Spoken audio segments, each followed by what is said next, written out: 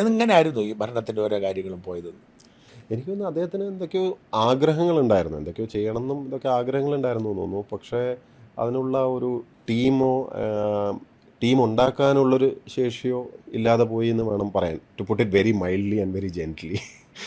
കാരണം എന്തെങ്കിലുമൊക്കെ കീ ചെയ്ത് കൃത്യമായി അദ്ദേഹത്തിന് വെച്ച് കൊടുത്തു കഴിഞ്ഞാൽ അദ്ദേഹത്തിന് അതിന് ഫോളോ അപ്പ് ചെയ്യാനും അതിനുള്ള റിവ്യൂ മീറ്റിങ്ങിൽ ബഹളം ഉണ്ടാക്കാനും അതിനൊക്കെ ഉള്ളൊരു ശേഷിയുണ്ട് എന്ന് വേണമെങ്കിൽ പറയാം. പക്ഷേ ഐ തോട്ട് ക്ലാരിറ്റി വളരെ കുറവായിരുന്നു. ഇപ്പോൾ നമ്മളൊരു പ്രോജക്റ്റൊക്കെ സംസാരിച്ച് കഴിഞ്ഞാൽ അതിൽ നിന്നും ടേക്ക് അവേ എന്താണെന്നൊന്നും മനസ്സിലാക്കാനോ അത് ഗ്രഹിച്ചെടുക്കാനോ അങ്ങനെയുള്ളൊരു അതുപോലെ പ്രോബ്ലം സോൾവിങ് ഡിസിഷൻ മേക്കിങ്ങിൽ വളരെ ഇമ്പോർട്ടൻ്റ് ആണല്ലോ. അപ്പം നമ്മളൊരു ഇഷ്യൂ ആയിട്ട് ചെന്ന് കഴിഞ്ഞാൽ അത് സോൾവ് ചെയ്യാനുള്ള അങ്ങനെയൊന്നും നമ്മൾ ഒരിക്കലും കണ്ടിട്ടില്ല. എന്ന് മാത്രമല്ല പ്രോബ്ലമായിട്ട് ചെല്ലുന്നത് ഇഷ്ടമല്ല. ഇഷ്ടമല്ല എന്നല്ല പ്രോബ്ലം പറയാം. ഇപ്പോൾ നമ്മളൊരു മീറ്റിംഗ് എടുക്കുമ്പോൾ പലപ്പോഴും നമ്മൾ ഒരു പ്രശ്നം പരിഹരിക്കാനാണ് മീറ്റിംഗ് കൂടുക. അപ്പോൾ അവിടെ ഒരു കാര്യം പറയും, മറ്റൊരാൾ വേറൊന്ന് പറയും. ചിലപ്പോൾ പുതുതായിട്ടൊരു വിഷയം അവിടെ അവതരിപ്പിച്ച് കഴിഞ്ഞാൽ അത് പറ്റത്തില്ല. എല്ലാം ബാക്ക് എൻഡിൽ ആദ്യമേ ഡിസ്കസ് ചെയ്ത് തീരുമാനിച്ച് അവിടെ കടലാസ് വായിക്കാനാണ് എല്ലാവരും എത്തുന്നത്.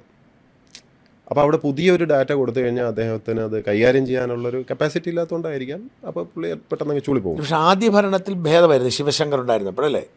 ആക്ച്വലി അതൊരു സത്യമാണ്.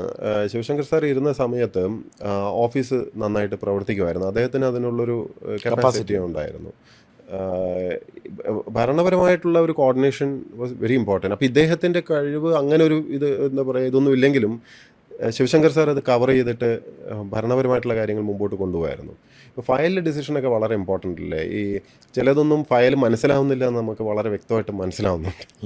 അപ്പോൾ അത് ഫയലിലല്ലേ നമ്മൾ കാണുന്നുള്ളൂ, ഇത് ആരാ അവിടെ നോക്കുന്നതെന്ന് അറിയില്ല. അപ്പോൾ ചില കാര്യങ്ങൾ ചില അവിടുത്തെ ഉദ്യോഗസ്ഥരാണ് നോക്കിക്കൊണ്ടിരുന്നത് എന്ന് എല്ലാവർക്കും അറിയാവുന്ന കാര്യമാണ്.